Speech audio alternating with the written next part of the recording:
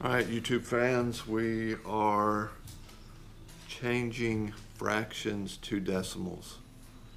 My little sandbite buddy here is doing a difficult one. He is doing 11 over 32, and he's going to change that into a decimal.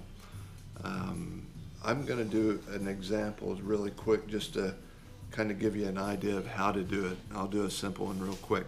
So if I have a 2 over 5, basically what I'm going to do is divide 2 by 5. And naturally 5 won't go into 2. How you doing, Sandai buddy? Good. Getting it? All right. Until I add a decimal and a 0 and bring the decimal straight up. And then 5 will go into 20 4 times.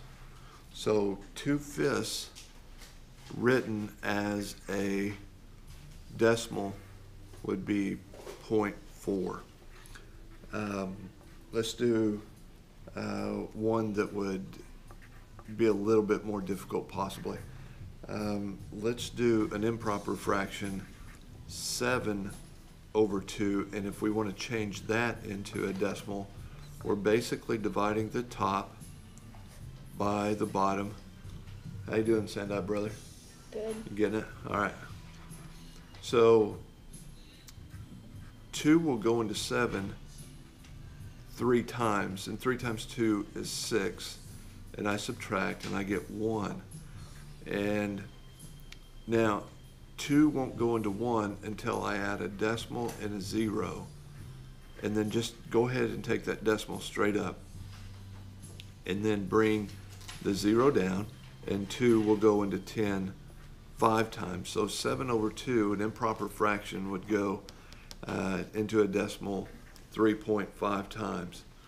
Now, I think my Sandite buddy would agree with me that the biggest thing that will help you in getting this done is using scratch paper.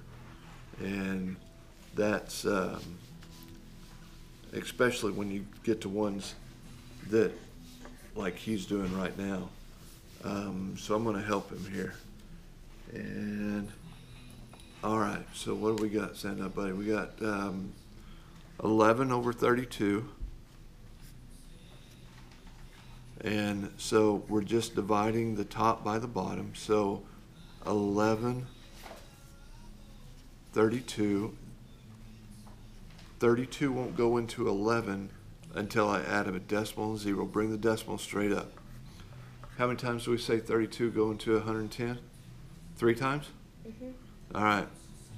So we're saying 3 times, which on your scratch paper do 32 times 3, which is 96, and then take the 96 and subtract that from 110. So you can't take 6 from 0, borrow here, make that 10, that would be 4. Can't take 9 from 0, but it's just going to be 10 again. So we get 14, drop a 0 on it. And how many times do we say 32 go into 140? 4 times? Mm-hmm. Okay. My Sandite brother says 4 times. So do 32 times 4 on your scratch paper. And I get 128. So 4 times 32 is 128. Subtract 8, 9, 10. 2 from 3 be 1. And then drop another 0 on it. And 32 will go into 120. We'll probably ought to do 3 again, right? Mm-hmm. All right. So we'll do 3 again, because 3 times 32 we said was what? 96? Mm-hmm. All right. Can't take 6 from 0, so we have to do some borrowing. 6, 7, 8, 9, 10. So that'd be 4. And 0, 11, 9, 10, 11. That's 224. Drop another 0 on it. How many times did 32 go into 240? 7 times? Mm-hmm. So on your scratch paper, do 32 times 7. 7 times 3 is 21, plus that's 22. So we come up with 224.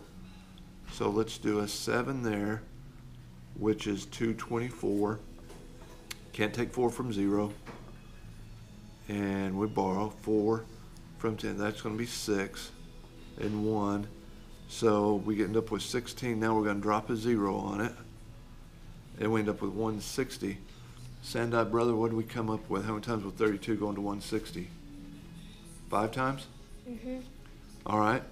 So if we do 5, and then on our scratch paper, if we come up with 32 times 5, 5 times 2 is 10. 15 kids, that's 160, and that's exactly what we need. So 11 over 32 as a decimal is 0.34375. So if you have any questions on changing a fraction to a decimal, got another Sandite brother just joined us. I think they'll all agree with me. The biggest thing that you need to do is have some scratch paper. You guys agree? Yes. All right. So we're going to continue working. If you have any questions or any concerns or need some examples, just let me know. Follow me on Facebook, and I'll see if I can help you. Have a good day, and I'll see you at school.